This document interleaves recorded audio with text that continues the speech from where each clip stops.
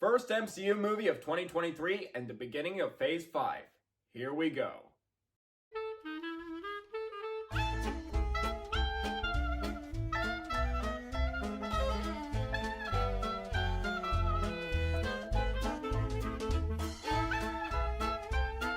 Hey movie buffs, I'm Jack Benner and welcome to my review of Ant-Man and the Wasp: Quantumania.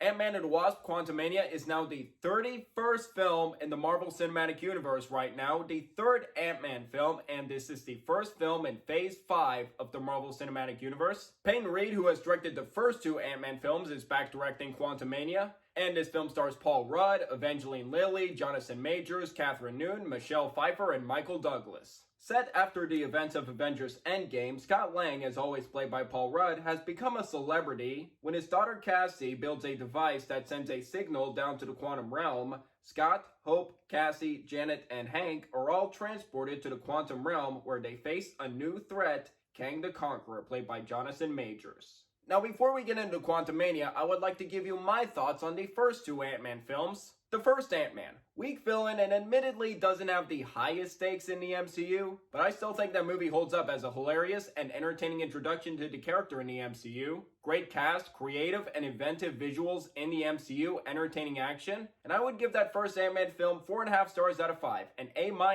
And then we get to Ant-Man and the Wasp. I don't think it's as good as the first film, and I don't find it to be a particularly memorable film in the MCU, but I still find it enjoyable. Ghost I felt like was an underutilized villain, and it did waste actors like Walton Goggins and Lawrence Fishburne, but I still think that movie has a great cast, funny moments, and really enjoyable action scenes, especially that car chase in the climax. So I would give Ant-Man and the Wasp 3.5 stars out of 5, a B. I've always loved Paul Rudd as Ant-Man ever since the first film, and was looking forward to seeing where they would take him and the rest of the characters post-Endgame. Both trailers were really good and intriguing, with seeing the quantum realm as an exciting and interesting setting for an Ant-Man film, plus getting to see Kang the Conqueror after the season 1 finale of Loki, how this movie is the start for Phase 5 and where it's going to take the future with the multiverse saga. And Phase 4 has been divisive for some, and I can even admit Phase 4 of the MCU felt hit and miss. There were some great ones like Spider-Man No Way Home and Shang-Chi. And as for the TV shows, I loved Loki and Moon Knight, really liked WandaVision. And yet there were some misses in the MCU. Eternals I thought was fine. Thor Love and Thunder I thought was fine. I was disappointed by both of those movies. Then I was starting to hear mixed reviews. This is currently the second MCU movie to receive a Rotten score on Rotten Tomatoes after Eternals. I've said this before, but I don't let Rotten Tomatoes or any other website similar to that influence my excitement on a film too much. Just focus on giving the film a chance and the benefit of the doubt, stay open-minded, and to form my own opinion.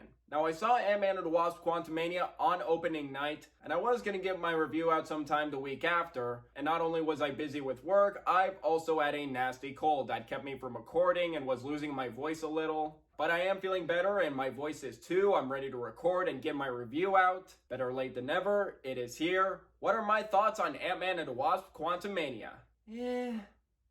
It's okay. It's fine. It's honestly a mixed bag. I wouldn't go far as to say it's a bad movie or really the worst MCU movie, but unfortunately, this is a pretty underwhelming start for Phase 5. Let's start this review with the pros. First, the performances from the cast are solid. Paul Rudd, as usual, continues to be perfect casting as Ant-Man with his humor and charisma. Michelle Pfeiffer is great as Janet, given more to do here than in Ant-Man and the Wasp, with her history, knowledge, and PTSD with the quantum realm and Kang. Evangeline Lilly as Hope and Michael Douglas as Hank Pym. They do feel underused. They kind of feel like they're just going through the motions, but they do a serviceable job here. But the best thing about Quantumania is easily Jonathan Majors as Kang the Conqueror. He definitely stole the show here. He does an excellent job. I really enjoyed his performance as He Who Remains in the season 1 finale of Loki and was excited to see more of him in Quantumania, plus to see how they would set him up in the future in the MCU. When Kang shows up in the middle of the film, that's where I felt like the film picks up. Jonathan Majors dominates as Kang, bringing charisma and menace to the role, along with a great backstory, unpredictability, and formidable strength. First impressions with this and Loki, I am beyond excited that Jonathan Majors is unleashing his versatility and uprising talents as an actor in the role of Kang the Conqueror. I am super excited to see where they take him next in the MCU and our next big villain in Phase 5 and 6. And this is already a big year for Jonathan Majors. This, Creed 3 coming out this Friday, which I'm freaking excited for. And I heard he has another movie coming out later this year. I heard it premiered at the Sundance Film Festival. I believe it was like Magazine Dreams or something. I'll remember the title later. But nevertheless, I am very excited that I'm seeing more of this actor in movies and seeing his talents. For the most part, this movie is visually amazing, colorful, and vibrant with the look of the quantum realm. From the beings they encounter and the locations the characters visit. I was excited to see the quantum realm as a setting for an Ant-Man movie, both because I felt like there was a lot of potential and could be an interesting change of pace. Even if not all that potential was there, it was very interesting to see an expansion. There are moments where Peyton Reed does craft well done and enjoyable action scenes in this movie, even if they're not the most memorable in the MCU in my opinion. One particular scene where there's multiple Scott Langs as he's trying to do a particular deed,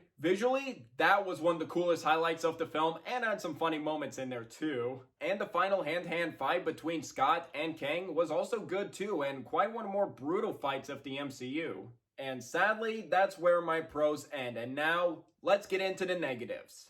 My first issue with Quantumania is the beginning. It just feels rushed and messy. It felt like they were rushing the story just to get to the quantum realm part. It just felt like, here's Scott Lang's life, here's everyone else, and now let's get into the quantum realm. I've honestly had this similar issue with Multiverse of Madness, where it did feel like it was rushing the story to get to the crazy multiverse stuff. And I just didn't feel like the beginning took its time enough. But once they get to the quantum realm, the story just feels meandering and repetitive until Kang shows up. It started to get repetitive, well, like, hear what this character is doing, hear what these characters are doing, hear what these characters are doing. Then when Kang shows up, it felt like the movie found its footing. Okay, this is the story you want to be, let's go from there. Now, as you may know, the actress who played Teenage Cassie in Avengers Endgame was not able to play Cassie here, and instead Catherine Newton replaced her. I've actually seen this actress do a good job in films before, like 3 Billboards or Detective Pikachu, and I honestly didn't like how Marvel handled that replacement. And I do think Catherine Newton does a fine job here. I don't think she's bad or particularly great. I just felt like she needs a little improvement in the future. And there was something that disappointed me. In the previous 2 Ant-Man films and in Avengers Endgame, I felt that strong father and daughter bond between Scott and Cassie. It had me both emotionally invested and caring about Scott even more. But the unfortunate thing is, I didn't really feel that strong father and daughter bond like I did in the first 2, where I felt like their relationship wasn't entirely convincing and just felt emotionally hollow, making me feel nothing. And watching the second trailer after the movie, there was one part that felt like a huge missed opportunity and just felt misleading from the trailer. With Scott's motivation and trust in Kang, hoping to get more time to spend with Cassie after all that time he was in the quantum realm for the 5 years during the snap. I just thought, hey, that could be interesting to see here, but my problem was that wasn't really in the movie. It wasn't really explored enough. What could have been potentially interesting conflict in the film between Scott and Kang, it just felt wasted. And quite honestly, I don't say this very often for films in the MCU, but this is one of the films that just feels style over substance. Where I found this to be a lackluster sequel that couldn't maintain the humor, charm, and heart that the first 2 Ant-Man films had. Couldn't really get emotionally attached to anything or really get invested or find high stakes in anything. Now both the CGI and humor here, they felt hit and miss. With the humor, there were times where I did laugh in this movie. There were moments where I found it funny, but then other times, some of the humor just felt forced and awkward and kind of fell flat. And with the CGI, there were times it looks really good, but then other times, it looks like a video game and just looks artificial, where there is definitely noticeable green screen and there were some effects that you could tell just look unfinished. And that leads me to another issue I have.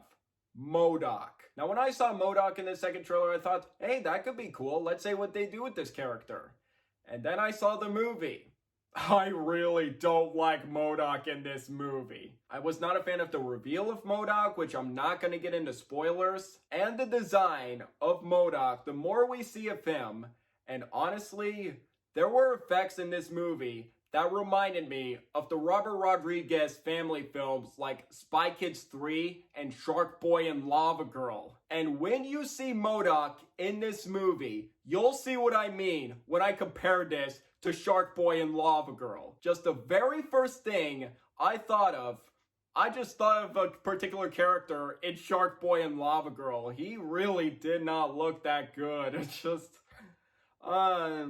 no. And also, in the third act, what they do with him, I just thought, does this really feel earned? This feels kind of forced, and I'm not really buying this at all. In conclusion, despite solid performances, in particular, Jonathan Majors is great as Kang the Conqueror, and enjoyable moments here and there. Ant-Man and the Wasp: Quantumania is an underwhelming and lackluster start to Phase 5 of the MCU. With a rushed and messy story that just feels style over substance, hit-and-miss visuals, and just feels like it was missing the same charm and humor that the first two films had that made it so entertaining. I would recommend this movie if you're a huge fan of the MCU and you're interested in checking this movie out despite mixed reviews. And I would also recommend just seeing the movie and form your own opinion to see if you like it or not. And if you really like this movie or love this movie, great. Good for you. I really wish I was in the same boat as you. But if you're not an MCU fan and if you've been critical of Phase 4 of the MCU, I don't know if I see this movie winning you over. Or if you didn't like the first two Ant-Man films, I don't know if you're gonna like this one. And if they do want to do an Ant-Man 4 in the future, I really do hope we get better results and a more interesting script that will hopefully feel more like a complete film and more of an entertaining film. I was originally going to give this movie 3 out of 5 stars, a B-, but for the past few days and just thinking about it more, the more I feel underwhelmed by this movie. I just thought with how good the trailers were and with a potentially huge and interesting story, I just felt like there was a much better story in the first two trailers than what we actually got, and just it felt like it played it safe. And now to grade it, I'm going to give Ant-Man and the Wasp: Quantumania 2.5 stars out of 5, a C+.